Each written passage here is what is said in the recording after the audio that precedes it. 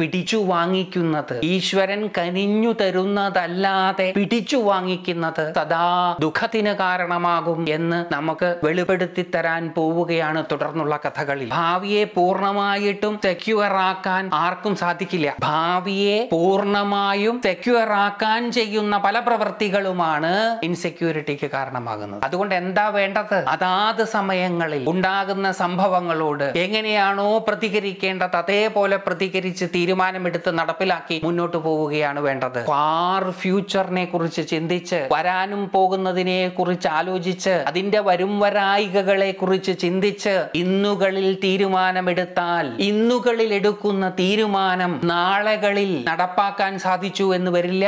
ഇന്നുകളിൽ എടുക്കുന്ന തീരുമാനം നാളെകളിൽ ഉണ്ടാകാൻ സാധ്യതയുള്ള സംഭവങ്ങൾ ഉണർത്തുന്ന ചിന്തയിൽ നിന്നിന്നുകളിൽ എടുക്കുന്ന തീരുമാനം നാളെകളെ ബുദ്ധിമുട്ടിലേക്ക് കൊണ്ടുപോകുകയും ചെയ്യും.